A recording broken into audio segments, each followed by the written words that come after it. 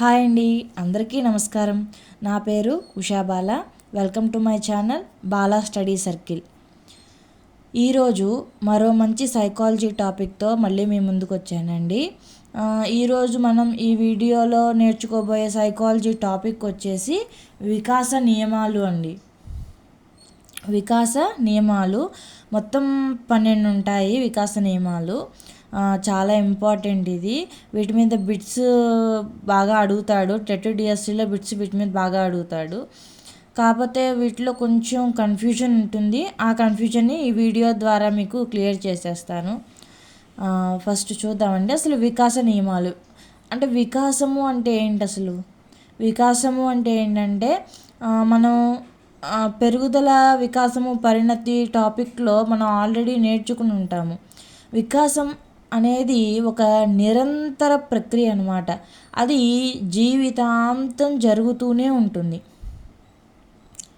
ఏంటి ఇప్పుడు 80 ఏళ్ళ వాడికి ఒక విషయం అనేది తెలీదు.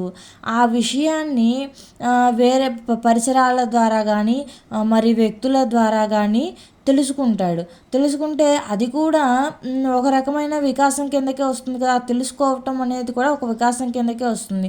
అంటే 80 ఏళ్ళ వయస్సులో కూడా వికాసం జరుగుతోంది అని మనకి ఇక్కడ అర్థమైంది కదా.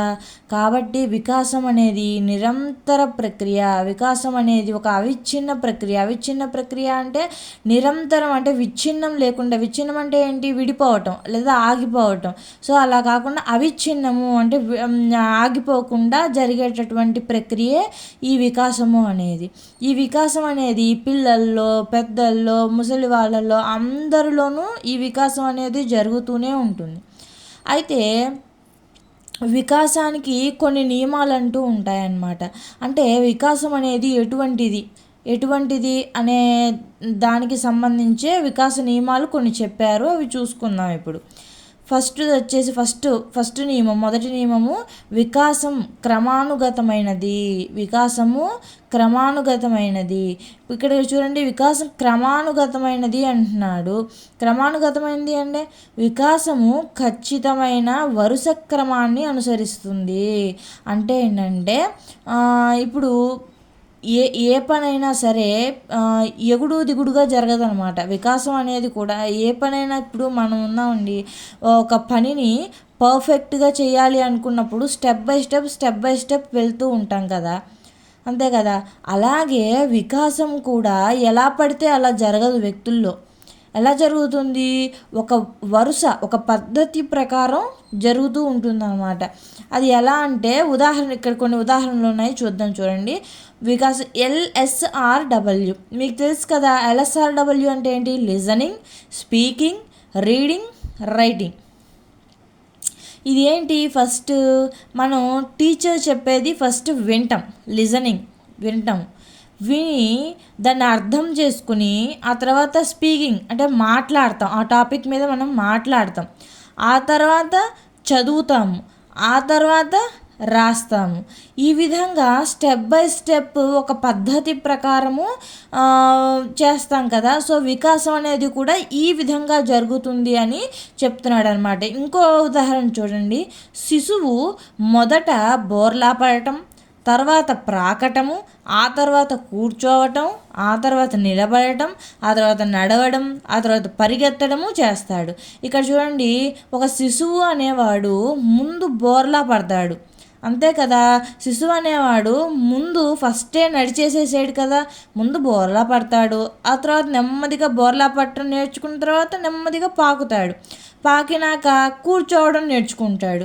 కూర్చోవడం నేర్చినాక అవి పట్టుకుని నిలబడడం నేర్చుకున్నాక బుడిబుడి అడుగులు వేస్తూ నడవడం నేర్చుకుంటాడు. ఆ తర్వాత పరిగెత్తుతాడు. అంతేగాని శిశువు మొట్టమొదటే పరిగెత్తడం చేస్తాడా? చేయలేడు. ముందు బోర్లా పడతాడు, పాకుతాడు, కూర్చుంటాడు, నిలబడతాడు, నడుస్తాడు, ఆ తర్వాత పరిగెడతాడు. ఈ విధంగా వికాసం అనేది ఒక క్రమ పద్ధతిలో, ఒక వరుస క్రమంలో జరుగుతూ ఉంటుందన్నమాట. నెక్స్ట్ ఉదాహరణ కూడా చూద్దాము. శిశువు మొదట వృత్తం నేర్చుకుని ఆ తర్వాత చతురస్రం నేర్చుకుంటాడు. ఇది కొంచెం తప్పుగా ఉందండి ఇక్కడ ఉదాహరణ. దీనికి సంబంధించి నేను ఒక ఉదాహరణ చెప్తాను చూడండి. ఇప్పుడు శిశువు ఫస్ట్ ఏం చేస్తాడు, ఫస్ట్ ఒక వృత్తం గీయాలి అంటే వాడికి ముందు లైన్స్ అనేవి రావాలి, లైన్స్ గీయటం అనేది రావాలి, అంతే కదా. ఇప్పుడు చతురస్రం ఉంది, ఆ చతురస్రం గీయాలి అన్నా కూడా ఫస్ట్ లైన్స్ గీయడం అనేది రావాలి, స్ట్రైట్ లైన్స్. ఈ స్ట్రైట్ లైన్స్ ముందు పిచ్చి పిచ్చి గీతలు గీస్తాడు. ఆ తర్వాత ఏం చేస్తాడు, కొంచెం స్ట్రైట్గా గీయటం నేర్చుకుంటాడు. ఆ తర్వాత పర్ఫెక్ట్గా స్ట్రైట్ లైన్స్ గీయటం నేర్చుకుంటాడు. ఆ తర్వాత చతురస్రము, దీర్ఘ చతురస్రము ఇలాంటివి గీయగలుగుతాడు. అంటే ఏంటి, ఇక్కడ వికాసం అనేది క్రమానుగతంగా ఒక పద్ధతిలో జరుగుతోంది. ముందేం చేశాడు, పిచ్చి గీతలు గీశాడు. ఆ తర్వాత ఏం చేశాడు, స్ట్రైట్ లైన్స్ నేర్చుకున్నాడు. ఆ తర్వాత ఏం చేశాడు, అప్పుడు చతురస్రము, దీర్ఘ చతురస్రము డయాగ్రామ్స్ గీశాడు అనమాట. ఈ విధంగా ఒక వికాసం అనేది ఆ శిశువులో ఒక క్రమ పద్ధతిలో, ఒక వరుస క్రమంలో జరుగుతుంది అని అర్థము. ఇది వికాసం క్రమానుగతమైనది అనే నియమానికి సంబంధించి. నెక్స్ట్ సెకండ్ నియమం వచ్చేసండి, వికాసంలో వైయక్తిక భేదాలు ఉంటాయి అంటున్నాడు. రెండో వికాస నియమానికి వచ్చేసరికి ఏంటంటే వైయక్తిక భేదాలు ఉంటాయి. దేంట్లో, వికాసంలో వైయక్తిక భేదాలు ఉంటాయి అంటే అర్థం ఏంటి అంటే, ఇక్కడ చూడండి ఒకసారి, ఇది 2 రకాలు. ఈ వైయక్తిక భేదాలు అనేవి 2 రకాలుగా ఉంటాయండి. ఒకటి వ్యక్తంతర, 2 వ్యక్తి అంతర్గత భేదాలు. ఓకేనా. ఇప్పుడు వ్యక్తి అంతర భేదాలు అంటే ఏంటి, వ్యక్తి అంతర్గత భేదాలు అంటే ఏంటి, చిన్న తేడా చూద్దాం చూడండి.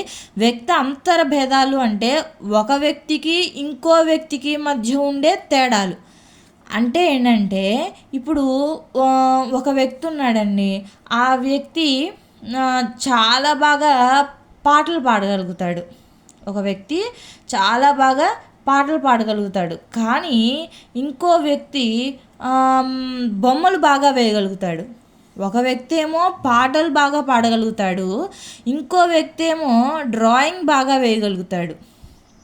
అంటే ఇక్కడ ఇద్దరు వ్యక్తుల మధ్య సామర్థ్యాలు అనేవి విభిన్నంగా ఉన్నాయా లేదా? సామర్థ్యము అనేది ఒక వ్యక్తిలో ఒక రకంగా ఉంటే ఇంకో వ్యక్తిలో ఇంకో రకంగా ఉంది. సో ఒక వ్యక్తికి ఇంకొక వ్యక్తికి మధ్య ఉండే తేడాలే వ్యక్తంతర తేడాలు లేదా వ్యక్తంతర భేదాలు.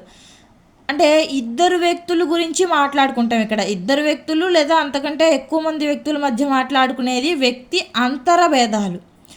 వ్యక్తి అంతర్గత భేదాలు అంటే ఏంటంటే ఒకే వ్యక్తిలో ఉండేటటువంటి తేడాలు.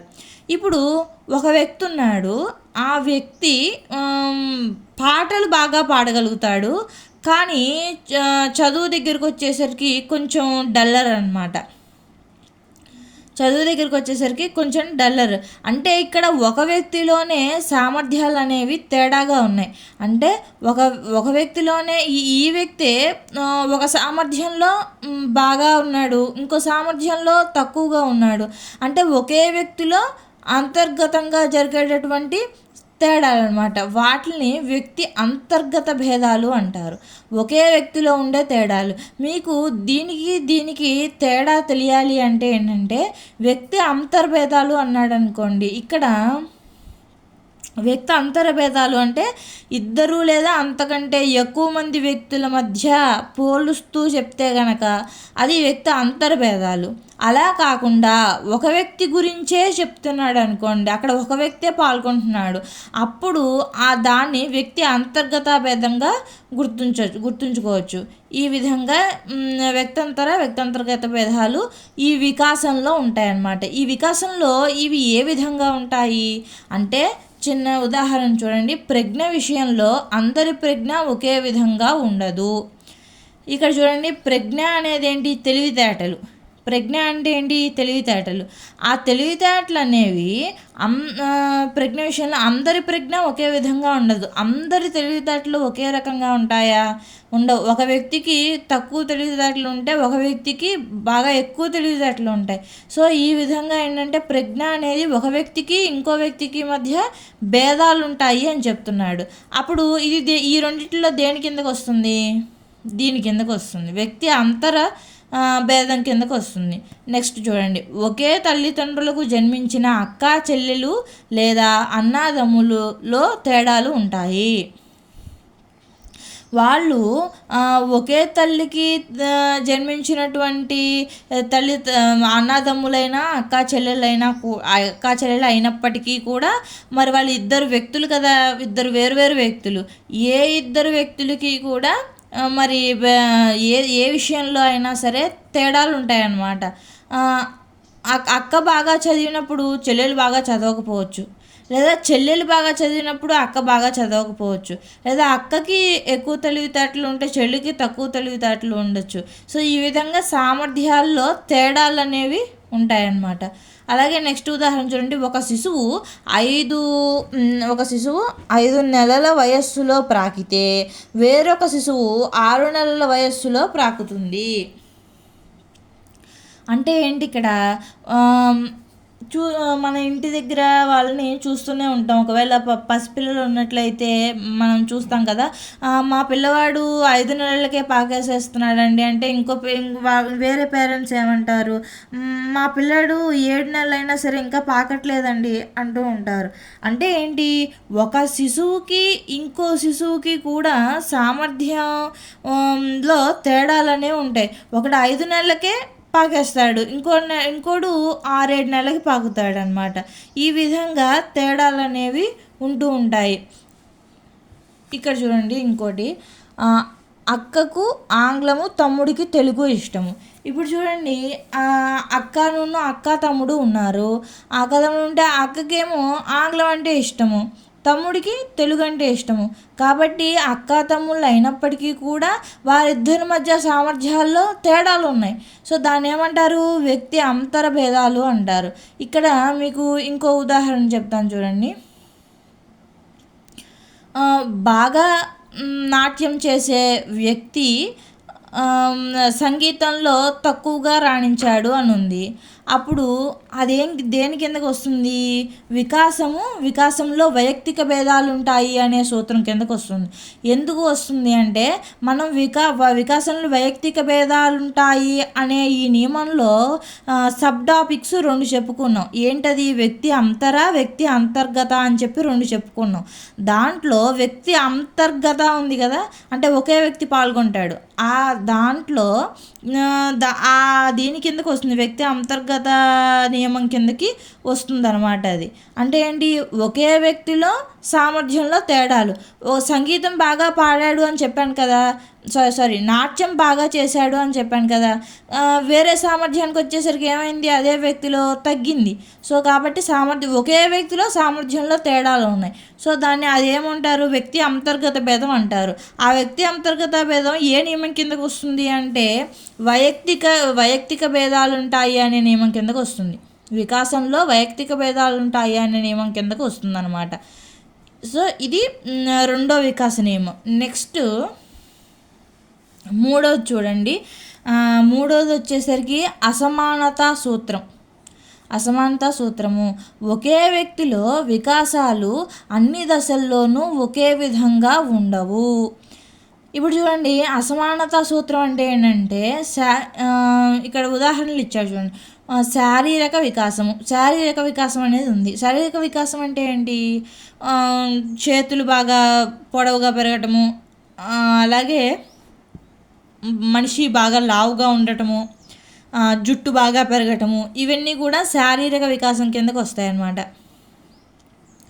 ఈ శారీరక వికాసము శైశవ దశలో ఎక్కువ, బాల్య దశలో తక్కువ, కౌమార దశలో ఎక్కువగాను ఉంటుంది.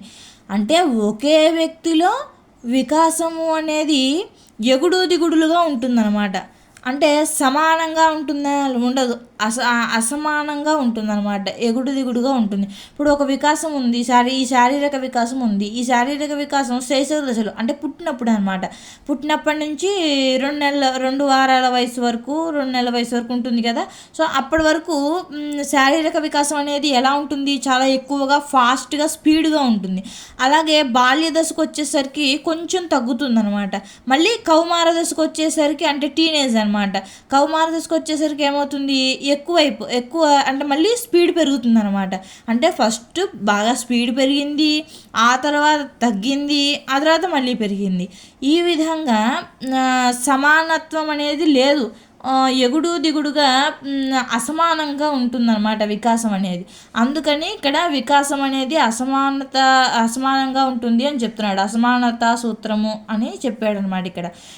ఇప్పుడు ఇక్కడ అర్థమవుతుంది చూడండి, ఒకే వ్యక్తిలో వికాసాలు అన్ని దశలలో ఒకే విధంగా ఉండవు. నెక్స్ట్ ఉద్వేగ వికాసం కౌమారంలో ఉన్నట్టు మిగతా దశల్లో ఉండదు. మీరు గమనిస్తే టీనేజ్లో ఉన్నటువంటి పిల్లలందరూ కూడా వాళ్ళకి కొంచెం కోపం ఎక్కువ ఉంటుంది. సో కాబట్టి మిగతా దశల్లో అంత కనిపించదు మనకి కోపం అనేది. సో కాబట్టి కౌమార దశ, ఈ ఉద్వేగ వికాసం అనేది కౌమార దశలో ఉన్నట్టు మిగతా ఏ దశల్లోనూ అంతగా ఉండదు. సో అది కూడా ఒక ఉదాహరణ. నెక్స్ట్ భౌతిక వికాసము యవ్వన దశలో ఉన్నట్టు మిగతా దశల్లో ఉండదు. అర్థమైంది కదా. ఈ విధంగా ఇది అసమానత సూత్రం. 3వ సూత్రం మనకి వికాసం అనేది అసమానత సూత్రం, అసమానంగా ఉంటుంది అని చెప్తున్నాడు. నెక్స్ట్ వచ్చేసరికి నాలుగో వికాస నియమం ఏంటి, అవిచ్ఛిన్నత నియమము. నేను మీకు ఈ వీడియో స్టార్టింగ్లో ఒక మాట చెప్పాను. ఏం చెప్పాను, వికాసము అనేది నిరంతర ప్రక్రియ, వికాసం అనేది అవిచ్ఛిన్నంగా సాగుతుంది అని చెప్పాను. ఎక్కడ ఆగకుండా అవిచ్ఛిన్నంగా సాగుతూనే ఉంటుందని చెప్పాను. ఇక్కడ చూడండి, శిశువు పుట్టినప్పటి నుండి చనిపోయేంత వరకు నిరంతరము సాగుతుంది అని చెప్పాడు. ఇప్పుడు ఇక్కడ ఉదాహరణ చూస్తే మీకు అర్థమవుతుంది. 80 సంవత్సరముల వయస్సులో కూడా టైపింగ్ నేర్చుకోవడం. ఇప్పుడు ఏదైనా ఇప్పుడు ఒక ఉద్యోగం ఉందండి, ఒక వ్యక్తి ఉన్నాడు, ఒక 30 ఏళ్ళు 40 ఏళ్ళ వ్యక్తి ఉన్నాడు. ఆ 40 ఏళ్ళ వ్యక్తి ఒక ఉద్యోగం కోసం వెతుకుతుంటే ఆ ఉద్యోగంలో అతనికి మాకు టైపింగ్ కావాలండి, లోయర్ హయ్యర్ టైపింగ్ సర్టిఫికెట్స్ ఉండాలి అని చెప్పారనుకోండి. అతనికేమో అప్పటి వరకు అసలు టైపింగ్ అంటే తెలీదు, కానీ అతను ఆ ఉద్యోగం కోసం అని చెప్పి అప్పుడు నేర్చుకుంటాడు. అంటే 40 ఏళ్ళ వయస్సులో టైపింగ్ నేర్చుకుంటాడు. 40 ఏళ్ళ వయస్సులో కూడా మరి అక్కడ వికాసం జరిగినట్టే కదా అర్థము. నేర్చుకుంటే ఆ టైపింగ్ అనేది అప్పటి వరకు ఆ టైపింగ్ అంటే ఏంటో కూడా తెలియదు, కానీ ఆ తర్వాత ఉద్యోగం కోసం టైపింగ్ నేర్చుకున్నాడు కదా. అప్పుడు అది ఆ వ్యక్తికి నేర్చుకున్న తర్వాత ఓహో టైపింగ్ అంటే ఇది ఈ విధంగా ఉంటుంది, ఈ విధంగా టైప్ చేయాలి అనేటటువంటి విషయాలన్నీ కూడా తెలిసినాయి కదా. అంటే అక్కడ వికాసం జరిగినట్టే.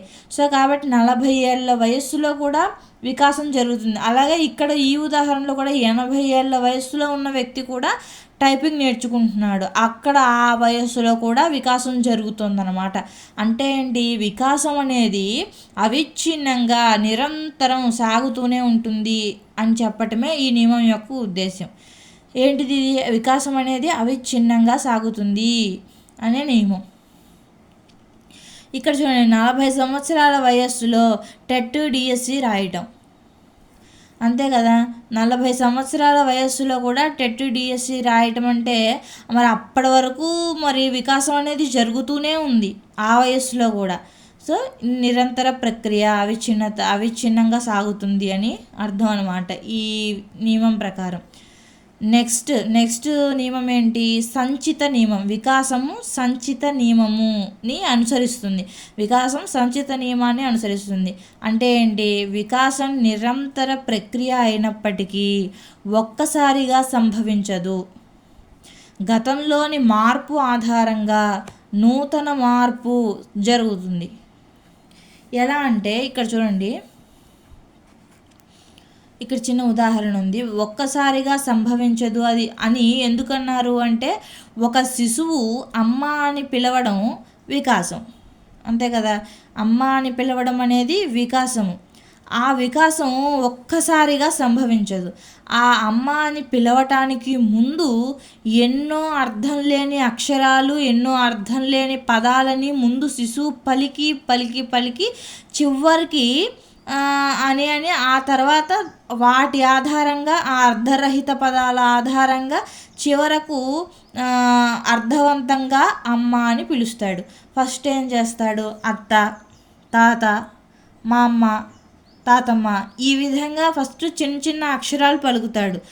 ఆ తర్వాత అర్ధరహితంగా ఉన్న పదాలు ఏవో ఒకటి పలుకుతూ ఉంటాడు.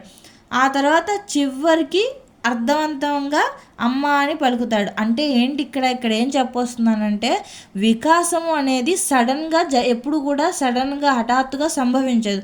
అది ఎప్పుడూ కూడా ముందు స్టెప్ బై స్టెప్ లోపల జరుగుతుంది. జరిగినాక ఆ తర్వాత ఆ మార్పుల ఆధారంగా నూతన మార్పు అనేది, నూతన వికాసము అనేది సంభవిస్తుంది అన్నమాట.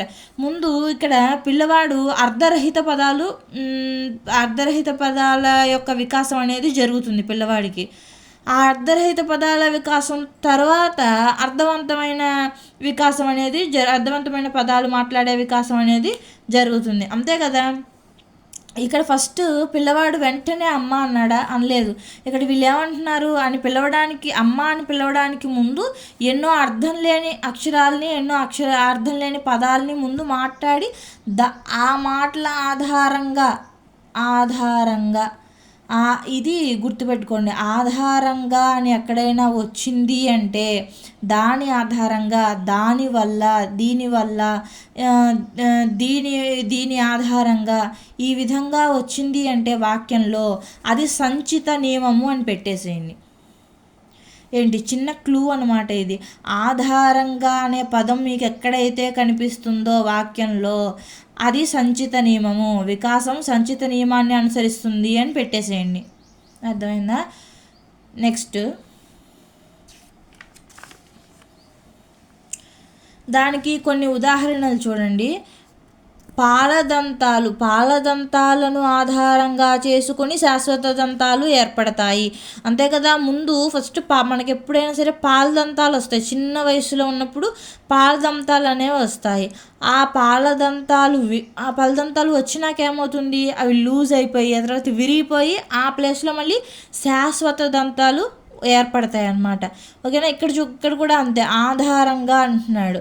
ఆధారంగా అనే పదం వస్తే మీకేం చెప్పాను? సంచిత నియమం పెట్టేసేయండి. సంచిత నియమము, వికాసం సంచిత నియమాన్ని అనుసరిస్తుంది అనే ఆప్షన్ని పెట్టాలి. అర్థమైందా? నెక్స్ట్ ముద్దు పలుకుల ఆధారంగా భాషా వికాసం జరుగుతుంది. ముద్దు పలుకుల ఆధారంగా అంటే ఏవో ఒక చిన్న చిన్న ముద్దు మాటలు మాట్లాడుతూ ఉంటారు. అంటే అవి అర్ధరహితమైన పదాలే కావచ్చు, కానీ భాష అనేది అప్పుడప్పుడే ఏర్పడుతుంది అన్నమాట. వాటి ఆధారంగా భాష అనేది ఇంప్రూవ్ అవుతుంది అన్నమాట. పెద్ద అయ్యేసరికి భాష మంచిగా ఇంప్రూవ్ అవుతుంది. అంటే ఏంటి? వీటి ఆధారంగా భాషా వికాసం అనేది జరుగుతుందన్నమాట. ఆధారంగా అని వచ్చింది కదా ఇక్కడ కూడా. సో ఇది సంచిత నియమము. అలాగే వర్ణమాల ఆధారంగా గుణింతాలు నేర్చుకోవటం. వర్ణమాల అంటే ఏంటి? అక్షరాలే కదా. ఇవన్నీ అక్షరాలు. ఈ అక్షరాల ఆధారంగా వాడు గుణింతాలు నేర్చుకుంటున్నాడు అనమాట. ఇక్కడ మళ్ళీ చూడండి, ఆధారంగా వచ్చింది. సో ఈ ఆధారంగా లేదా దాని మూలంగా లేదా దాని ద్వారా ఈ విధంగా ఇటువంటి పదాలు వచ్చినప్పుడు మనం ఏం పెట్టాలి? ఏ నియమం పెట్టాలి? వికాసం సంచితమైనది అనేటటువంటి నియమాన్ని పెట్టాలి.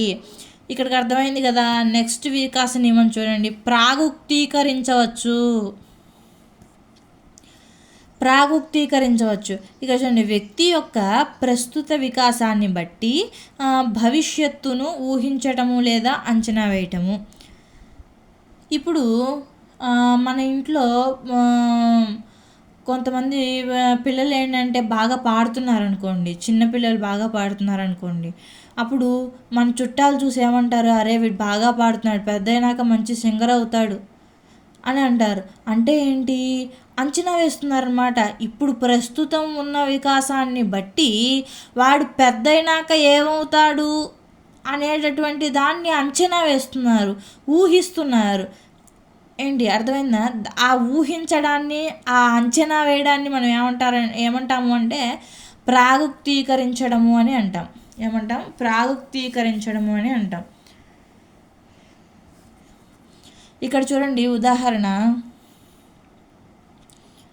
ప్రస్తుత పిల్లవాని యొక్క శారీరక వికాసాన్ని బట్టి భవిష్యత్తులో ఆ పిల్లవాడు ఎంత ఎదుగుతాడో చెప్పటం.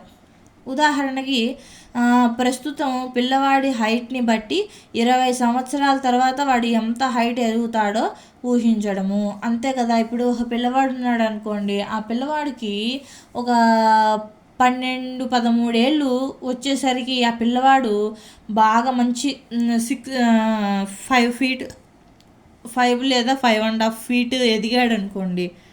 ఎదిగితే అమ్మో వీడు ఇప్పుడే ఇట్లా ఉన్నాడు, 20-25 ఏళ్ళు వచ్చేసరికి మంచి 6 అడుగులకు వచ్చేస్తాడేమో అని ఊహిస్తారనమాట. అంటే ఏంటి, ప్రస్తుతం ఉన్న వికాసాన్ని చూసి భవిష్యత్తులో ఉన్న వికాసాన్ని అంచనా వేస్తారనమాట. దాన్నే ప్రాగుక్తీకరించడం అంటారు. ఇది అర్థమైంది కదా. నెక్స్ట్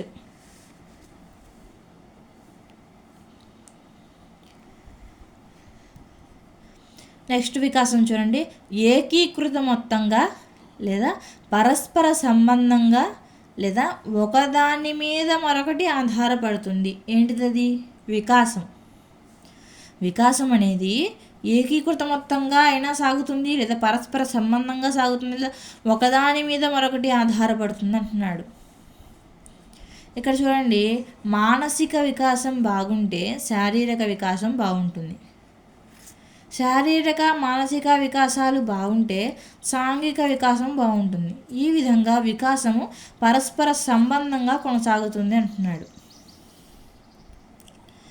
అంటే ఏంటంటే మానసిక వికాసం అంటే మెంటల్లీ మనం డిస్టర్బ్గా లేకుండా పీస్ఫుల్గా ఉన్నామనుకోండి, మన ఆరోగ్యం కూడా బాగుంటుంది కదా.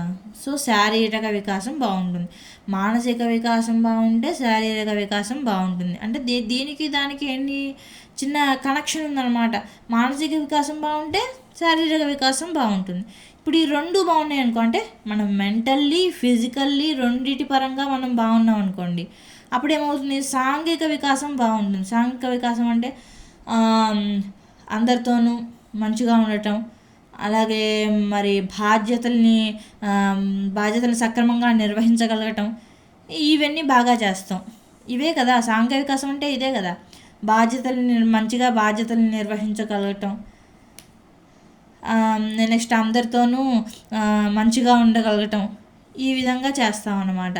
సో ఈ విధంగా ఏంటి, మెంటల్లీ ఫిజికల్లీ బాగుంటే అప్పుడు సాంఘిక వికాసం కూడా బాగుంటుంది.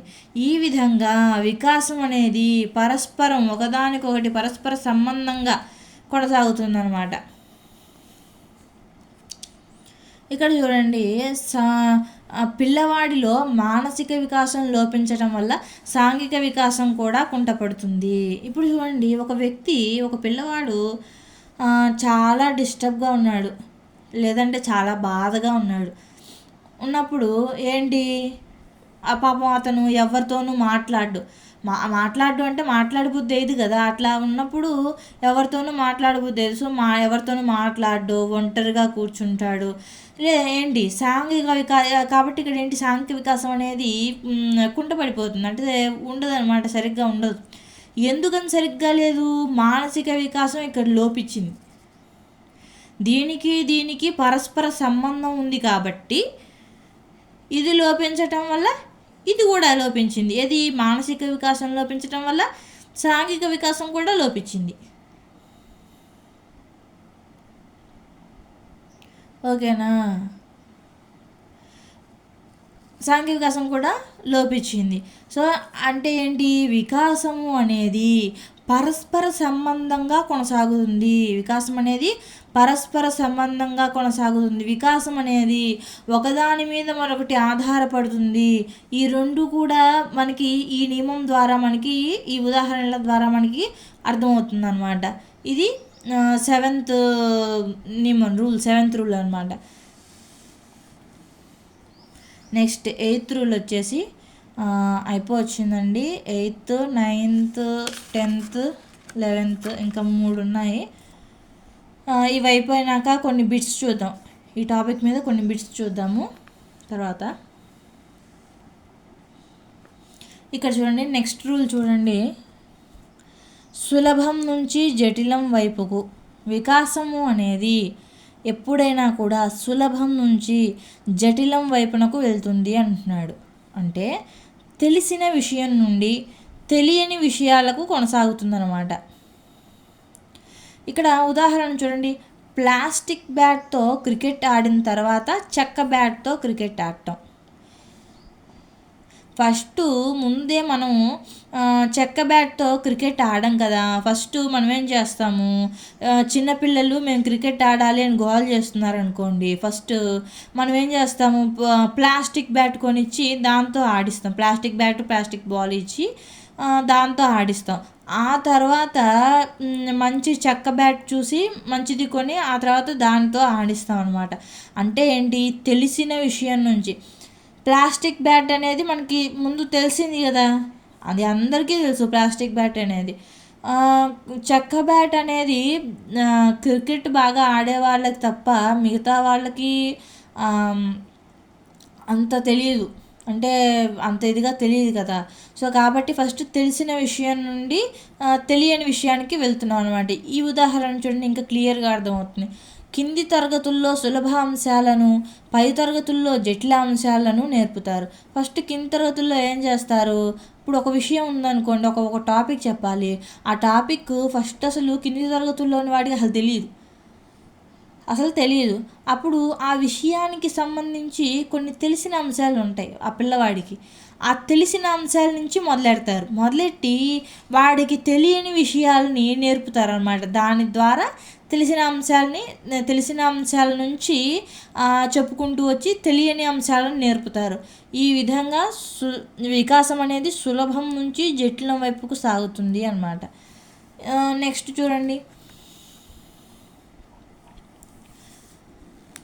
సాధారణం నుండి నిర్దిష్ట అంశాలకు వికాసము అనేది సాధారణ అంశాల నుంచి నిర్దిష్ట అంశాలకు సాగుతుంది అని చెప్తున్నాడు. ఎలా,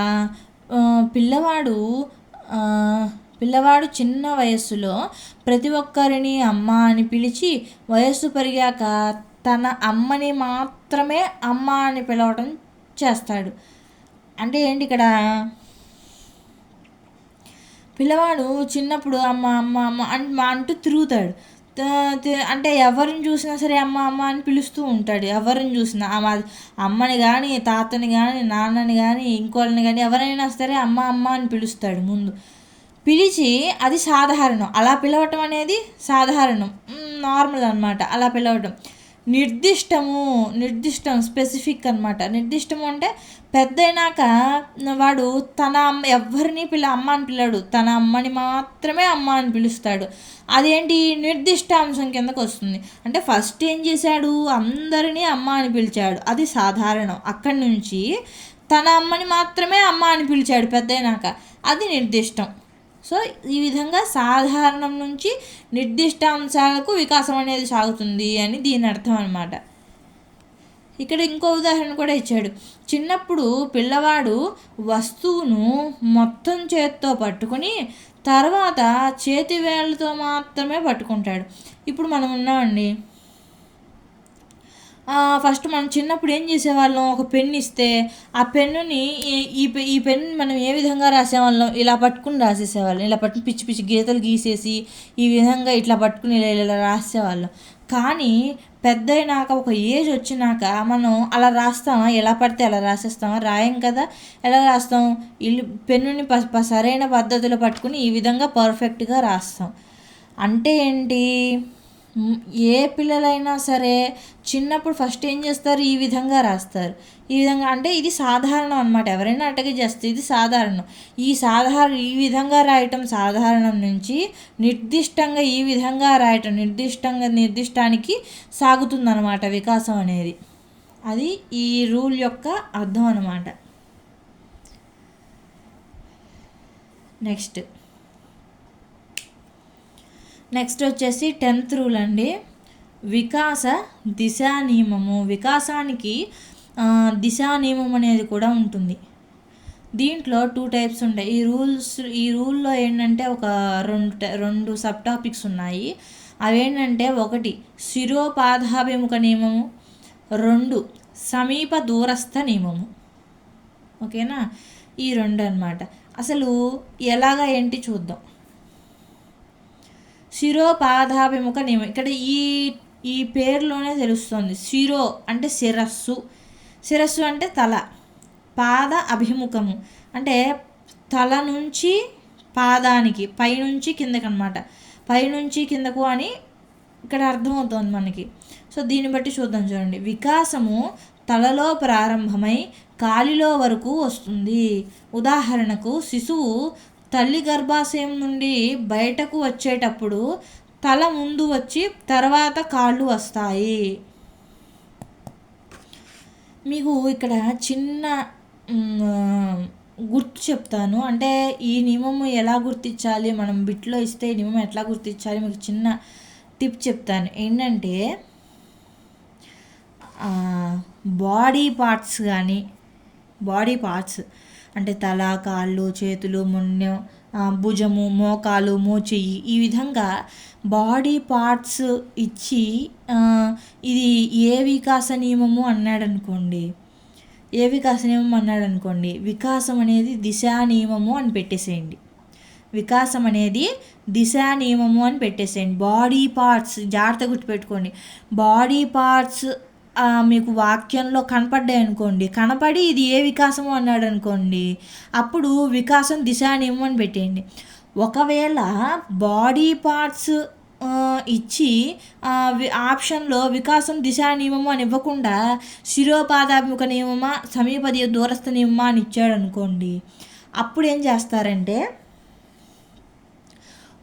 బాడీ పార్ట్ అనేది ఒక వరుస క్రమంలో ఇచ్చాడు అనుకోండి వాక్యంలో, అంటే ముందు తల అండి, తర్వాత మొండెం, తర్వాత కాళ్ళు, ఆ విధంగా ఇచ్చాడు అనుకో, వరుసలో పైనుంచి కిందకి వరుసలో ఇచ్చాడు అనుకోండి, అప్పుడు శిరోపాదాభిముఖ నియమం అని పెట్టండి. అలా కాకుండా సమీప దూరస్థ నియమం అంటే ఏంటంటే దీన్ని ఎలా పెడతారంటే వికాసం ఇక్కడ ఇచ్చాడు చూడండి, వికాసము దేహ మధ్య భాగంలో ప్రారంభమై చివరి భాగాలకు విస్తరిస్తుంది అంటున్నాడు. అంటే దీనికి ఒకసారి ఉదాహరణ చూస్తే మీకు అర్థమవుతుంది. శిశువుకు పెద్ద కండరాలపై అదుపు వచ్చాక చిన్న కండరాలపై అదుపు రావటం. పెద్ద కండరాలు అంటే ఏంటి, ఫస్ట్ చెయ్యి ఉందనుకోండి, ఫస్ట్ చెయ్యికి అదుపు వచ్చింది అనుకోండి, ఆ తర్వాత ఈ చేతి వేళ్ళకి అదుపు, ఈ అరచెయ్యికి అదుపు వస్తుంది. ఇప్పుడు నేను అది కూడా వదిలేసేయండి. ముందు మన ఈ అరచెయ్యికి అదుపు వచ్చింది అనుకోండి, ఈ అరచెయ్యికి అదుపు వచ్చిన తర్వాత మన ఈ చేతి మునివేళ్ళకి అదుపు వస్తుంది అనమాట. ఓకేనా, ఈ విధంగా మా మధ్య నుంచి మొదలెట్టాడు అనుకోండి, అంటే భుజాలని, కాళ్ళని, ఈ విధంగా తలతో మొదలు పెట్టకుండా వేరే బాడీ పార్ట్స్తో ఎక్కడైనా మొదలెట్టాడు అనుకోండి, అలా వచ్చినప్పుడు సమీప దూరస్థ నియమం అని పెట్టేసేయండి. ఓకేనా, శిశువుకు భుజకండరాలపై పట్టు వచ్చి, తర్వాత మోచేతి కండరాలపై పట్టు వచ్చి, తర్వాత మణికట్టుపై పట్టు వచ్చి, ఆ తర్వాత చేతి వేళ్లపై అదుపు రావటం. ఇక్కడ ఏంటంటే భుజం ఫస్ట్ ఇక్కడ ఏమని ఇచ్చాడు చూడండి జాగ్రత్తగా, భుజకండరాలు అంటున్నాడు. భుజకండరాలు అంటే ఇక్కడ తలతో స్టార్ట్ చేయలే వీడు, తలతో స్టార్ట్ చేయలేదు కాబట్టి అప్పుడు ఏమవుతుంది, సమీప దూరస్థ నియమం అని పెట్టాలి మనం. ఓకేనా, తలతో స్టార్ట్ చేశాడు అనుకోండి, అప్పుడు మనం ఏం పెట్టాలి, శిరోపాదాభిముఖ నియమం అని పెట్టాలి. శిరో అంటే శిరస్సే కదా, సో తలతో ప్రారంభమైంది అనుకోండి శిరోపాదాభిముఖ నియమం. అలాగే తలతో కాకుండా ఏ భుజం, కాళ్ళు ఇచ్చాడు అనుకోండి, అది సమీప దూరస్థ నియమం కింద అని పెట్టండి. ఇప్పుడు ఇది అర్థమైంది కదా. Next last and final rule అండి, వికాస పరస్పర చర్యా నియమము. ఇక్కడ మీకు డౌట్ రావచ్చు, ఇక్కడ కూడా పరస్పర చర్య అని ఉంది, మళ్ళీ ఇందాక చెప్పినట్టు ఇక్కడ కూడా పరస్పర సంబంధంగా సాగుతోంది అని ఇచ్చాడు, అప్పుడు ఏది పెట్టాలి మేడం అని అడుగుతారు కదా. ఇప్పుడు పరస్పర సంబంధంగా సాగుతుంది, ముందు మీకు ఇది చెప్తాను. ఇది చెప్తే దాన్ని బట్టి మీకు అర్థమవుతుంది. వికాసంపై అనువంశికత ప్రభావము, పరిసరాల ప్రభావము ఉంటుంది అని అంటున్నాడు ఈ నియమం ప్రకారం. అంటే ఎలా అంటే తల్లిదండ్రుల నుంచి మంచి గొంతు లభిస్తే ఆ తర్వాత శిక్షణ ఇస్తే మంచి గాయకుడు అవుతాడు. ఇక్కడ చూడండి, తల్లిదండ్రుల నుంచి మంచి గొంతు రావటం అనేది అనువంశికత అవుతుంది, అంతే కదా. జన్యుపరంగా, జెనెటిక్ పరంగా వాడి పుట్టుకతోనే మంచి గొంతు అది చక్కగా వచ్చిందనమాట. అది తల్లిదండ్రుల నుంచి వచ్చింది కాబట్టి అది అనువంశికత అవుతుంది. అలాగే శిక్షణ ఇవ్వటం, ఇక్కడ శిక్షణ ఇవ్వటం ఏమవుతుంది, పరిసర ప్రభావం అవుతుంది కదా. సో ఈ విధంగా ఇలా ఇచ్చాడు అనుకోండి, అంటే అనువంశికత, జన్యుపరంగా, తల్లిదండ్రులు, అంతకన్నా అలాగే అనువంశికత, పరిసరాల ప్రభావము, ఈ విధంగా కనిపించినాయి అనుకోండి, అది పరస్పర చర్యా నియమము అని పెట్టండి. అలా కాకుండా ఇది లోపించటం, ఈ వికాసం లోపించటం వల్ల ఆ వికాసం లోపించింది, లేదా ఈ పని సరిగ్గా చెయ్యకపోవటం వల్ల ఆ పని చెడిపోయింది, ఈ విధంగా ఒకదానికొకటి లింకు పెడుతూ చెప్పారనుకోండి వాక్యంలో, అప్పుడు అది పరస్పర చర్య అని ఈ రూల్ పెట్టాలన్నమాట. అలా కాకుండా తల్లిదండ్రుల నుంచి మంచి గొంతు లభించింది, లేదంటే అనువంశికత, పరిసరాల ప్రభావము, జెనెటిక్స్, జన్యువులు, ఈ విధంగా చెప్పాడు అనుకోండి, అప్పుడు ఈ రూల్ పెట్టాలి, పరస్పర చర్యా నియమం అని పెట్టాలి. ఓకేనా. ఇవండి 11 రూల్స్ కూడా వికాసానికి సంబంధించి మొత్తం 11 రూల్స్ ఇవి. దీని మీద కొన్ని బిట్స్ ఉన్నాయి, ఆ బిట్స్ కూడా ఒకసారి ఎక్స్ప్లెయిన్ చేస్తాను. మీకు నోట్స్ కావాలి అంటే, వికాసంకి సంబంధించి నోట్స్ కావాలి అంటే ఇదిగోండి నోట్స్.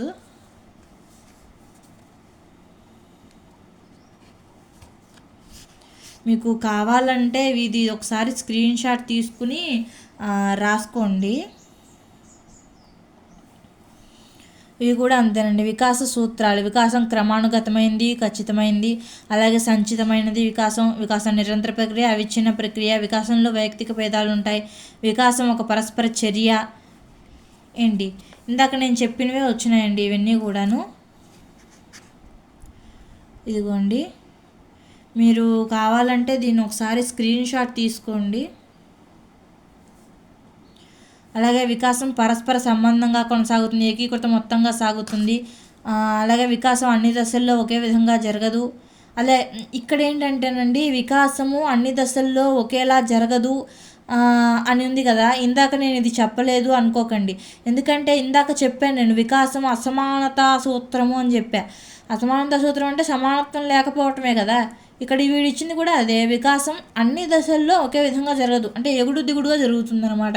ఇక్కడ ఉదాహరణ చూడండి, శారీరక వికాసం శైశవ దశలో చాలా ఎక్కువగా, బాల్య దశలో తక్కువగా, కౌమార దశలో ఎక్కువగా సాగుతుంది అని ఇచ్చాడు కదా. సో అది ఇది ఒకటే. అసమానతా సూత్రం అన్నా, వికాసం అన్ని దశల్లో ఒకేలా జరగదు అన్నా రెండు ఒకటేనండి, కన్ఫ్యూజ్ అవ్వకండి. నెక్స్ట్ వికాసం సాధారణ నుంచి నిర్దిష్టం వైపు, ఆ తర్వాత వికాసం ప్రాగక్తీకరించడం, ఆ తర్వాత వికాసం నిర్దిష్ట పోకడలు. ఇదిగోండి శిరఃపాదాభిముఖ వికాస నియమము, అలాగే సమీప దూరస్థ వికాసము. ఓకేనా. ఇవండి రూల్స్. నోట్స్ కావాలంటే స్క్రీన్ షాట్ తీసుకుని నోట్స్ ప్రిపేర్ చేసుకోండి. నెక్స్ట్ ఇప్పుడు నేనైతే దీని మీద మీకు క్వశ్చన్స్ ఎట్లా ఇస్తాడు ఎగ్జామ్లో అని చెప్పాను కదా, అవి చూపిస్తాను. ఒకసారి క్వశ్చన్స్ చూద్దాం మనము. మొత్తం 11 ఉన్నాయండి, 12 బిట్స్ ఉన్నాయి. వరుసగా చూద్దాం ఒకసారి. మీకు బిట్స్ చేస్తే ఏంటంటేనండి, మీకు ఎలా పెట్టాలి అనేది అర్థమవుతుంది. టాపిక్ అయితే మనం చదువుతాము, అర్థమవుతుంది, కానీ ప్రాక్టీస్ చేస్తేనే కదా బాగా గుర్తుండేది. అందుకని ఒకసారి బిట్స్ కూడా చూద్దాము. శిశువులో నైతిక వికాసము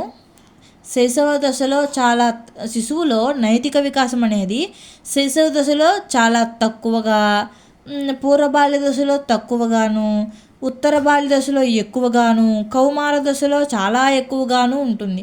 ఇది ఏ రకమైన వికాస వికాస నియమాన్ని సూచిస్తుంది అని అడుగుతున్నాడు వీడు. నేనేం చెప్పాను, వికాసము ఇందాక రెండో టెక్స్ట్ బుక్లో చూపించాను. వికాసం అన్ని దశల్లో ఒకేలా జరగదు, అసమానతా సూత్రము ఎగుడు దిగుడులుగా జరుగుతుందని చెప్పుకున్నాం కదా. కాబట్టి ఇక్కడ ఆప్షన్ ఏదవుతుంది, ఆప్షన్ సి అవుతుంది. వికాసం అన్ని దశల్లో ఒకేలా జరగదు. నెక్స్ట్ బిట్, మాట్లాడడానికి ముందు శిశువు శబ్దాలు చేయడం అనేది ఈ వికాస నియమానికి చెందుతుంది. మాట్లాడటానికి ముందు శిశువు ఏం చేస్తాడు, శబ్దాలు చేస్తాడు. ఆ శబ్దాలు చెయ్యడం ద్వారా, అంటే అర్ధరహిత శబ్దాలు చేయడం ద్వారా ఆ తర్వాత మంచిగా మాట్లాడతాడు, మంచిగా భాషా వికాసం జరుగుతుంది అని చెప్పుకున్నాం కదా. అంటే దాని ఆధారంగా శిశువు శబ్దాలు చేయడం ఆధారంగా బాగా మాట్లాడతాడనమాట. కాబట్టి ఇది ఏ వికాస నియమం కిందకు వస్తుంది, వికాసం సంచితమైనది అనే నియమం కిందకు వస్తుంది. Option B correct. నెక్స్ట్, శిశువు మొదట దగ్గర భాగాలపై పట్టు వస్తుంది, తర్వాత దూరంగా ఉండే భాగాలపై పట్టు వస్తుంది అనేది ఈ సూత్రానికి చెందుతుంది అని అంటున్నాడు. నేను మీకు ముందు చెప్పాను, ఫస్ట్ తల నుంచి మొదలు పెడితే శిరపాదాభిముఖము, అలా కాకుండా ఏదో ఒక భాగం అని చెప్పి భుజము, కాళ్ళు, చేతులు అలా మధ్య భాగాల నుంచి ఇచ్చాడనుకోండి, అప్పుడు మీకు ఏమని చెప్పాను, సమీప దూరస్థం పెట్టమని చెప్పాను కదా. సో కాబట్టి ఆప్షన్ ఏ అనేది కరెక్ట్ ఆన్సర్. నెక్స్ట్ చూడండి, వికాసానికి సంబంధించిన సరైన ప్రవచనం అడుగుతున్నాడు. అంటే ఇప్పుడు రూల్స్ అన్నీ చూసాం కదా, వికాసం రూల్స్ అన్నీ తెలిస్తేనే మనం ఈ బిట్ పెట్టగలం. కాబట్టి రూల్స్ అన్నీ కూడా చదువుకోవాలి, జాగ్రత్తగా గుర్తుపెట్టుకుంటే ఈ బిట్ అనేది పెట్టగలం. ఒకసారి చూడండి, వికాస వేగం అందరికీ ఒకేలా ఉంటుంది, అది తప్పు కదండి.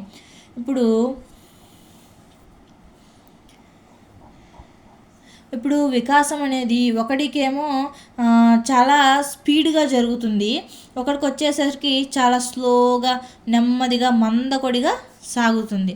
సో కాబట్టి వికాసం వేగం అందరికీ ఒకేలా అయితే ఉండదు. సో ఇది తప్పు. కేవలం పాఠశాలలో అభ్యసన వలనే వికాసం జరుగుతుంది అంటున్నాడు. కాదండి, పాఠశాలలో అనే కాదు, ఎక్కడైనా సరే, పరిసరాల్లో ఎక్కడైనా సరే, దేని ద్వారా అయినా సరే వికాసం జరుగుతుంది. సో ఇది కూడా తప్పు.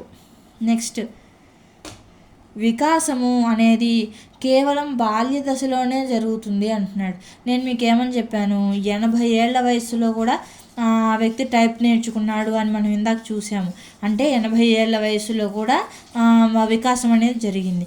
కాబట్టి బాల్య దశలోనే జరుగుతుంది అంటున్నాడు కదా ఇక్కడ మరి, కాబట్టి తప్పు. నెక్స్ట్, వికాసము బహుమితీయమైనది. అంటే వికాసం అనేది అన్ని విధాలుగాను జరుగుతుంది. అంటే పరిసరాల ద్వారా జరుగుతుంది, వ్యక్తుల ద్వారా జరుగుతుంది, బుక్స్ ద్వారా జరుగుతుంది, మల్టీమీడియా ద్వారా జరుగుతుంది. సో కాబట్టి వికాసం అనేది బహుమితీయమైనది. ఇది correct answer, option D correct. Next చూడండి, వికాసం క్రమానుగతమైనది అనే నియమానికి సంబంధించి సరికాని క్రమం అంటున్నాడు. ఇక్కడ చూడండి, అక్షరాలు క్రమానుగతమైంది అంటే ఏంటి, స్టెప్ బై స్టెప్ రావటం వికాసం అనేది. ఇక్కడ చూడండి ఆప్షన్ ఏ, అక్షరాలు ఫస్ట్ పిల్లాడు ఏం చేస్తాడు, ముందు అక్షరాలు మాట్లాడతాడు, ఆ తర్వాత చిన్న చిన్న పదాలు మాట్లాడతాడు, ఆ తర్వాత వాక్యాలు కరెక్ట్గానే ఉంది కదా. నెక్స్ట్ ఇది చూడండి, ఫస్ట్ అంకెలు నేర్చుకుంటాడు పిల్లాడు, మరి అంకెలు వచ్చినాకే సంకలనం నేర్చుకుంటాడు, అంటే కూడటం, ఆ తర్వాత వ్యవకలనం తీసేయటం, ఆ తర్వాత గుణకారం హెచ్చవేయటం, ఆ తర్వాత భాగాహారం డివైడ్ చేయటం, ఈ విధంగా స్టెప్ బై స్టెప్ నేర్చుకుంటాడు. సో ఇది కరెక్టే. నెక్స్ట్, పాలదంతాలు శాశ్వత దంతాలు, ముందు పాలదంతాలు వచ్చినాకేగా శాశ్వత దంతాలు వచ్చేది. సో ఇది కూడా కరెక్ట్గానే ఉంది. ఇక్కడ చూడండి ఆప్షన్ బి చూడండి ఒకసారి,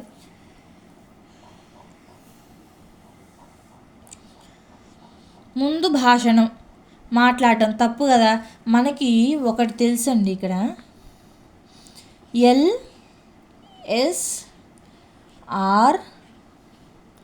LSRW ఇది మనకి వరుస. ఈ వరుస మనకు తెలుసు కదా. ఎల్ అంటే లిజనింగ్, వినడం, అంటే ఫస్ట్ శ్రవణం వస్తుంది. తర్వాత ఎస్ స్పీకింగ్, మాట్లాడడం. తర్వాత అంటే భాషణం తర్వాత వస్తుంది ఇది. ఆ తర్వాత రీడింగ్, చదవటం, అంటే పఠనం, అంటే దీని తర్వాత ఇది వస్తుంది. ఆ తర్వాత రైటింగ్, లేఖనం, ఇది వస్తుంది. సో LSRW అనేది సరైన క్రమం. కానీ ఇక్కడ సరైన క్రమంలో ఇచ్చాడా? ఇవ్వాల, ఎక్కడ పడితే అక్కడ ఇచ్చాడు. సో ఇది వరుస క్రమంగా లేదు, క్రమానుగతంగా లేదు. ఇక్కడ వీడేమని ఇచ్చాడు? సరి కాని ప్రవచనం అనేగా ఇచ్చింది. సో కాబట్టి ఆప్షన్ బి కరెక్ట్ ఆన్సర్. వికాస నియమానికి సంబంధించి సరికానిది ఏది అంటున్నాడు. వికాసాన్ని ప్రాగుక్తీకరించవచ్చు, అంటే వికాసాన్ని అంచనా వేయవచ్చు. వేయచ్చా? చెప్పాను కదా, వీడు చిన్న వయసులో ఉన్నప్పుడు ఇంత ఎత్తు ఎదిగాడు, పెద్ద నాకు ఇంకా ఎత్తు ఎదుగుతాడని అంచనా వేస్తారు అని చెప్పుకున్నాం కదా. సో ఇది కరెక్టే. వికాసం ఏకీకృత మొత్తంగా సాగుతుంది, ఇది కరెక్టే. వికాసం విచ్ఛిన్న ప్రక్రియ, అంటే విడిపోతుందా, ఆగిపోతుందా వికాసం? కాదు కదా. సో కాబట్టి ఇది కరెక్ట్ ఆన్సర్. బాలాజీని 3 సంవత్సరాల వయస్సులో సూదితో గుచ్చినప్పుడు మొదట శరీరాన్నంతటినీ కదిలించడం, 10 సంవత్సరాల వయస్సుకు సూదితో గుచ్చితే గుచ్చిన ప్రాంతాన్ని మాత్రమే కదిలించటం అయినా ఇది ఏ వికాస నియమాన్ని తెలుపుతుంది అంటున్నాడు. ముందండి మనం హాస్పిటల్కి వెళ్ళినప్పుడు చిన్నపిల్లలు ఉంటారు కదా, వాళ్ళు ఇంజక్షన్ చేస్తే ఒళ్ళు మొత్తం కదిలిచ్చేస్తారు వాళ్ళు, పసిపిల్లలు నొప్పికి. అదే పెద్దవాళ్ళు చూడండి, ఆ చెయ్యి మాత్రం ఇంజక్షన్ చేసిన చెయ్యి మాత్రం కొంచెం అలా కదిలిస్తారు కదా. సో అదే అడుగుతున్నాడు ఇక్కడ, అది ఏ వికాస నియమం కిందకు వస్తుంది అంటున్నాడు. ఇక్కడ చూడండి, వికాసం ఏకీకృత మొత్తంగా సాగుతుందా,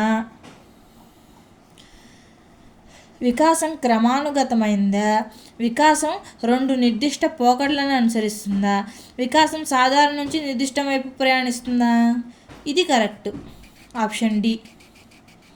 ఎందుకు? ముందు ఒళ్ళంతా కదిలించడం అనేది సాధారణం, ఆ తర్వాత నిర్దిష్టంగా చెయ్యి మాత్రమే కదపటం నిర్దిష్టం. సో కాబట్టి ఇది ఆన్సర్.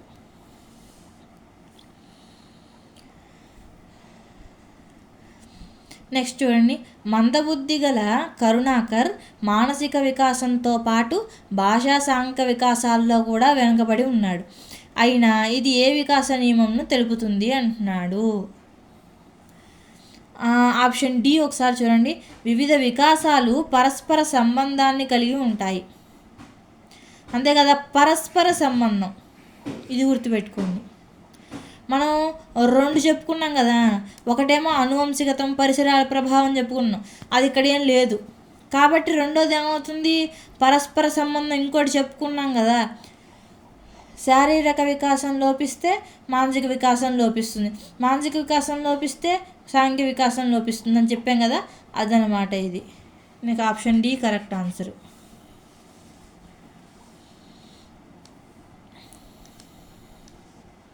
ఈ 3 బిట్స్ ఒకసారి చదవండి. మీరు చదివి ఈ 3 బిట్స్కి ఆన్సర్స్ నాకు కమెంట్ రూపంలో తెలియచేయండి.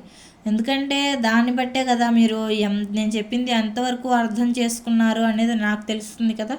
సో కాబట్టి ఈ 3 బిట్స్కి ఆన్సర్స్ మీరు నాకు కమెంట్ రూపంలో తెలియచేయండి. ఇదండి ఇవాల్టి వీడియో.